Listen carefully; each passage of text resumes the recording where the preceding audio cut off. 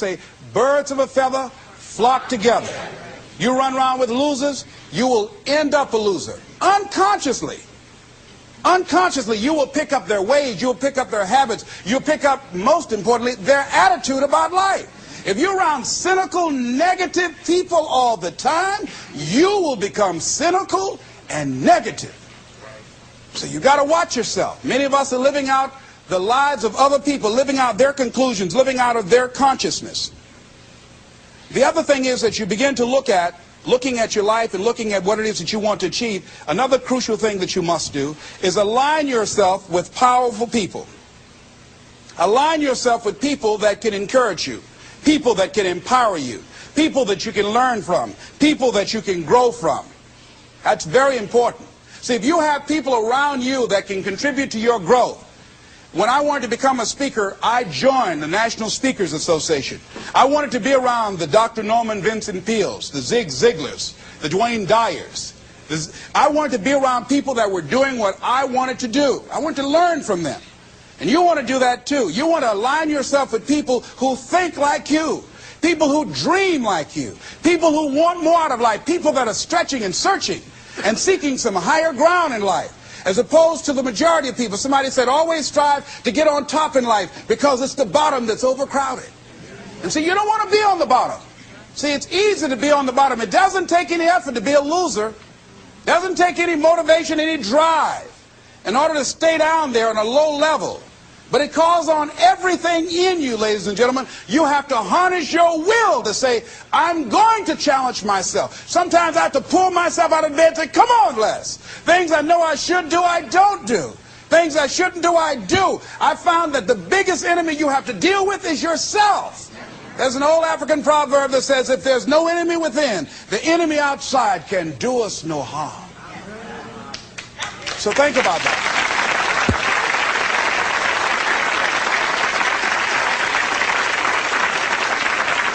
So as you begin to look toward making this your decade, as you begin to look toward making your life different, as you begin to look at yourself, you've got to redefine yourself.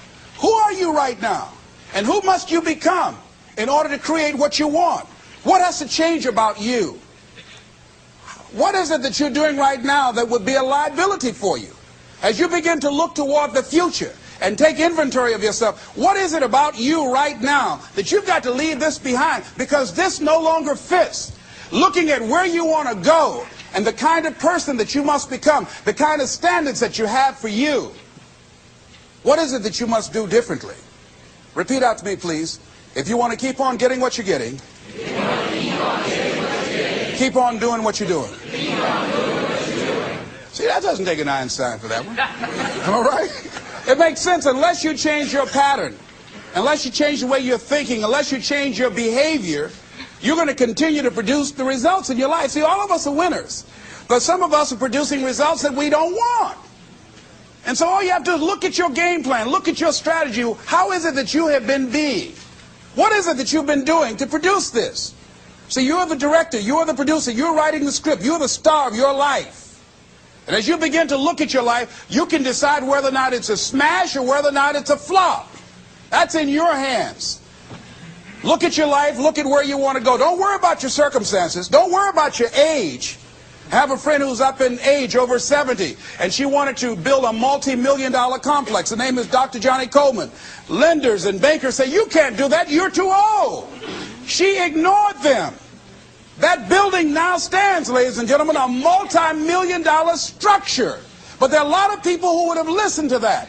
There are a lot of people that would not have even gotten to that point. They would have talked themselves out of even going down to the bank to ask for it, because they've already said no to themselves. See, it's time now. If you want to make this your decade, you've got to start saying yes to your life. You've got to start saying yes to your dreams, yes to your unfolding future, yes to your potential, as opposed to saying no. See, 87% of our self-talk is negative.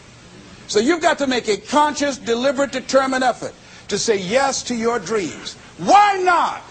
Why not me? Don't spend time like most people going through life complaining. Don't try and get on talk shows and tell everybody how life has done you wrong. Here's what's happening in the audience. 80% don't care. And 50% glad it's you.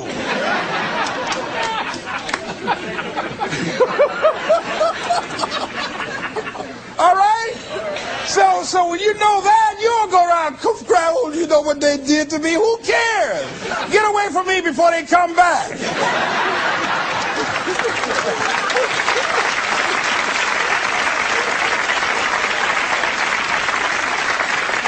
I had a friend of mine that said something that's very important. He said, hey, it doesn't matter what happens to you. The only thing matters, what are you going to do about it?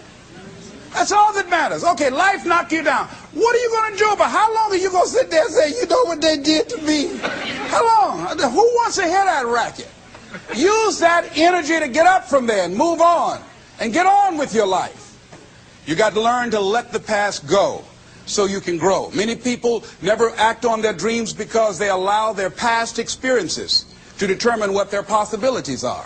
Whatever you've done in the past, that's not a reflection of your possibilities. That's just a reflection of your consciousness. That's just a reflection of your development and your growth. The future is unfolding for you right now. The future is unlimited for you right now. No one knows where you can go. No one knows what you're capable of or what's possible for you. You don't even know that. I had no idea, ladies and gentlemen. No one could have convinced me that I was able to do this. I'll never forget, I was speaking in Detroit, and a high school friend of mine saw me afterwards, and he was backstage. He said, I can't believe it's the same person. And I thought for a moment, and I said, it's not. The person you know, he's gone. He doesn't live here anymore. We have the power to change our personal history, changing the direction of our lives, changing our thoughts, changing where we want to go, exploring new horizons.